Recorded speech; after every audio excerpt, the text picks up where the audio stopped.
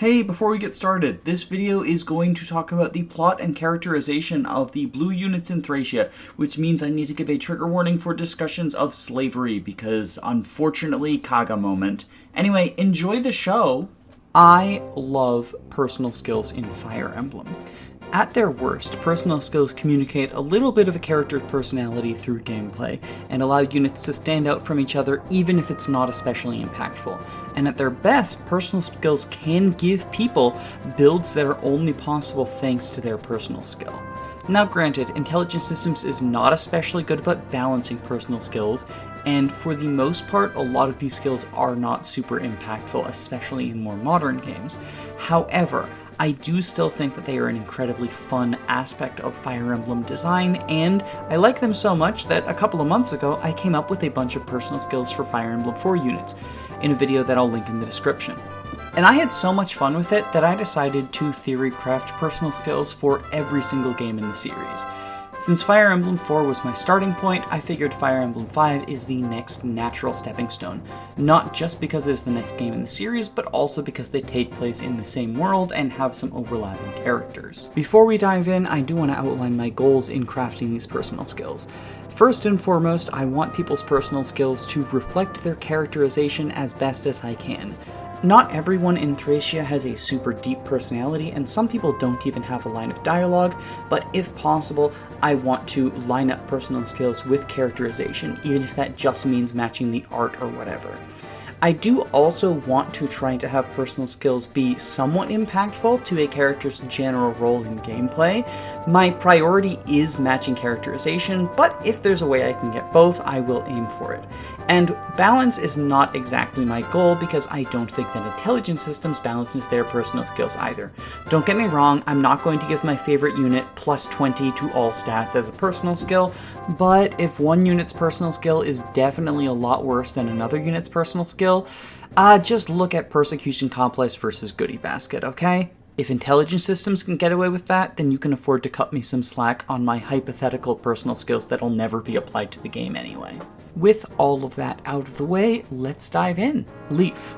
Unlikely Leader. Extends the range of this unit's support or charisma aura by 1 tile per leadership star. I wanted to give Leaf something that emphasizes his supportive role in the mid-game, and perhaps gives you a reason to leave the Kingmaker on him. I also like the idea of Leaf losing a leadership star thanks to the story events of Chapter 19, so I decided to incorporate that into his personal skill in order to allow the feeling of loss to penetrate gameplay even more than it does in the original Thracia. Avil. Chosen by Uller. Ally bow users within 3 tiles get plus 20 hit.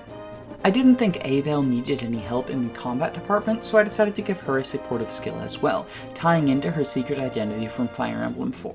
She won't be around much to use it, but I guess Tanya and Ronan fans can rejoice. Or you can train Dagdar's bow rank if you're based. Ocean. Hot-blooded. When at 50% or less HP, gain plus 2 FCM. For those who are not familiar, FCM is an invisible stat that multiplies your crit rate on follow-up attacks if doubling. Orson is supposed to be the hothead, and he already has Wrath, so I figured I would give him another crit skill to emphasize that. Halvan. Level-headed. Gain plus 20 hit if all other playable units have already moved. Just as crit is usually associated with hot-headedness, hit is usually associated with level-headedness, so I figured I would give Halvan a little bit more reliability, with a condition that's pretty easy to meet. Finn. Loyal Knight. When adjacent to either Leaf or Nana, both units deal plus 1 damage and take minus 1 damage. One of the great things about Finn is his unwavering loyalty and guardianship, and I think that this skill very much demonstrates that. Dagdar. Robbery. Plus 20% hit when attempting to capture. This one's plain and simple. He's a brigand and he steals from people. He's already one of the best capture bots in the early game, and I figured I would give him even more help with that. Tanya. Target practice. Plus 20% hit when attacking units who cannot retaliate. I struggled to come up with a skill that would really fit Tanya's personality that didn't overlap with someone else's skill, and in the end just decided that archers like shooting things that can't counter, so let's keep it simple. Marty. Big Man. Con % chance to add 1/2 con to damage. Marty is a joke character, and the joke is that the only stat he tends to level up is Constitution, so I figured why not give him a personal skill that also uses Constitution, at least make the joke useful for him. Ronan. Careful aim. This unit can reach 100% accuracy. Much like Tanya, this is mostly based on the fact that Ronan is an archer, but he doesn't give you that much else to work with, so Archer's gonna arch. Safi. Kind-hearted. Healing staff heal 10% more HP. Healers are typically pretty hard to come up with personal skills for, and Safi is already a very strong unit, so I figured a low-impact extra heal wouldn't hurt. Lithis. Clean getaway. Gain +5 avoid for each weapon or staff he cannot use in his inventory. Lithis is basically a low-time thief who is just moving from group to group, kind of using people instead of allying with them. I think that the idea of him just trying to steal everyone's weapons and then run away fits his character and his build. And hey, now all those fire tomes he has in Manster will actually do something for him. Lara. Struggler. Enemies take extra capture penalties of -2 to all stats when holding this unit. This one is definitely gameplay first, as Lara tends to be capture bait in Manster, but I think it fits her personality. She does not seem like the sort of person who would let people grab her without squirming away. Brighton. Dual proficiency. Gain weapon rank in all weapon types for each combat. Other than the fact he loves his wife, Brighton doesn't give us much to go off of, so I figured I might as well allow the combat he does in Manster to actually benefit his axe rank long term. Machua. Freedom Fighter. Deal +2 damage to an enemy holding a captured ally. Similarly to Brighton, we don't get too much about Machua other than the fact that she has joined the Magi in order to try and free people that are being held captive by the Thracians. As such, freeing captured allies felt like it fit her personality and the gameplay of chapters 4 through 7. Fergus. Chivalry. If 2 or more female allies are within 3 tiles, deal +1 damage and take -1 damage. Fergus seems like the sort of person who would fight harder when the ladies are looking because he wants to show off, and we love him for that. Karen. Passenger seat. Can rescue up to 15 Constitution units without a movement penalty. Dalsin lovers rejoice. As long as he misses his 25% con level up, Karen can actually ferry him to the end of Chapter 6 and you no longer have to leave him behind. Speaking of, Dalsin's skill is Rear Guard. Whenever another unit escapes, gain +1 defense and +2 magic until the end of the map. While a promoted Dalsin could technically use this offensively with the Flamesword, the intent is simply to increase his bulk. It is a little bit weird to bring an Armor Knight to an escape map, but he joins a couple of them for free in the Manster arc, so I think it's fine. Asvel. I won't be left behind. +2 movement stars on maps with the escape objective. Asvel was traumatized when Leaf abandoned him once before, and he's not going to let it happen again.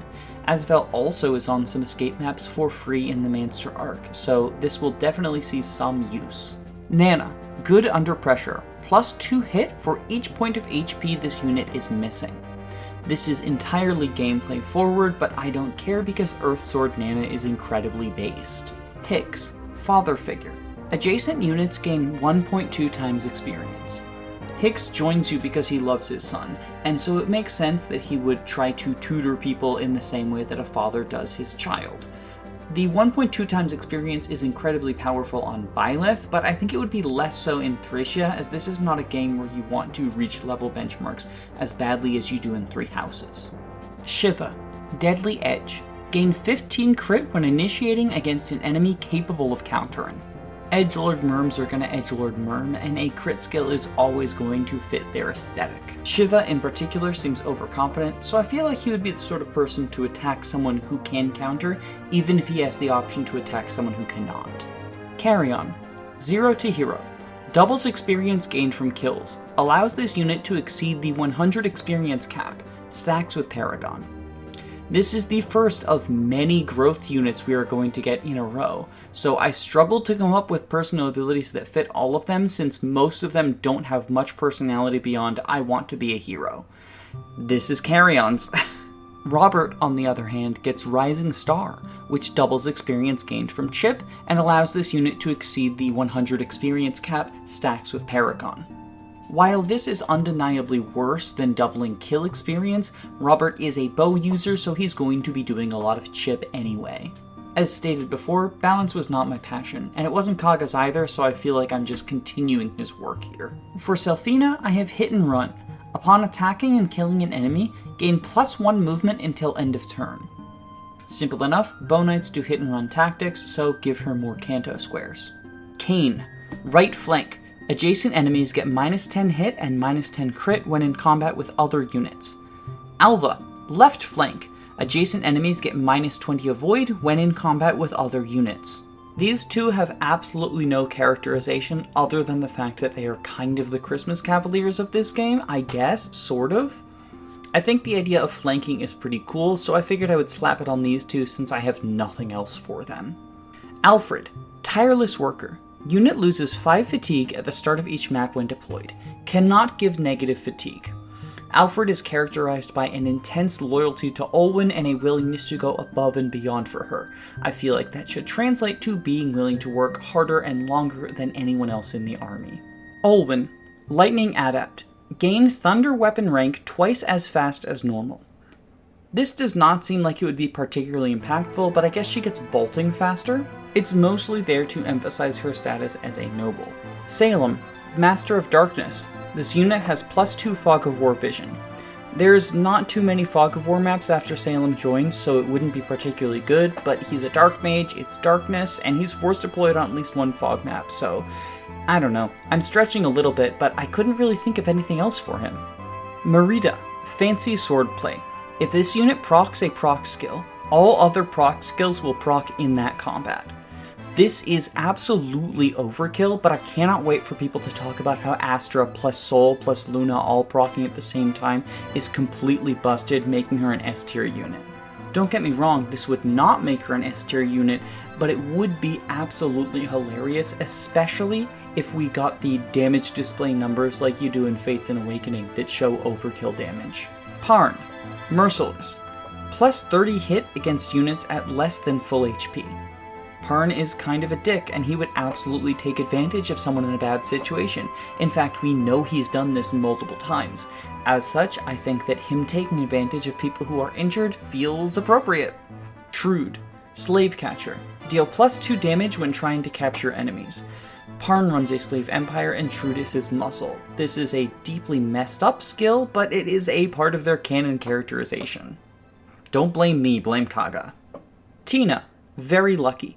Movement stars can proc 2 times per turn instead of once. And for anyone asking, yes, if you dance, it does reset and you can proc 2 more times. Is this incredibly busted? Hell yeah. Is this incredibly fun? Hell yeah. Blade, Reinforce. Summon a generic Lance Knight to fight for you. This unit will be blue and under your control, but is unable to trade with other units. When Glade first joins you, he's leading an entire squad of Lance Knights, and we don't know what happens to them. I like to believe that they travel alongside the army and show up whenever Glade calls for them. Dean, on Fell Wings, deal +2 damage against units with bows and ballistas. I thought about giving Dean a skill that revolves around Linoan, but decided against it as he already has the event where he leaves the army, so I figured too many things tying him to her might be a bit overkill. Instead, he gets to be useful in defending her city, which I guess is something that would fit his character since the entire reason he's traveling with you is to serve Linoan. Edda, Fierce Loyalty, halves non-move staff penalties from rescuing allies. Edda isn't going to be doing too much combat and is mostly a rescue bot, so I figured I would give her a skill that assists with that. Homer, Ladies' Man. If 4 female allies are adjacent, does not build fatigue. Homer seems like the sort of guy who really wants a harem. And luckily he's able to attack at 2 range or use staves, so you can actually make use of this in gameplay as well. Linoan, Healer's Hands. HP healing staves will restore non-stone statuses to the target. Again, healers are very hard to come up with skills for, and Linoan seems like the charitable sort, so I figured I would give her some more healing ability. With statuses being infinite in Thracia, this feels like it would come up every now and then. Ralph, Bodyguard. Adjacent units cannot be captured. This could be a little bit harmful if you wanted to set up capture bait and also wanted Ralph in a position next to them, but in general I don't think it would hurt you in too many situations. Since Ralph's whole deal is that he is a bodyguard, I felt like giving him a bodyguard skill would work with his personality. Or, what we have of his personality. Ilios, Disdain for Authority, deals +2 damage to named enemy bosses. We don't know much about Ilios, but we know that he hates the nobility, even though he pretends to be one, so I figured having him deal extra damage to named bosses would be a good reflection of that. Sloof, Man of the Cloth.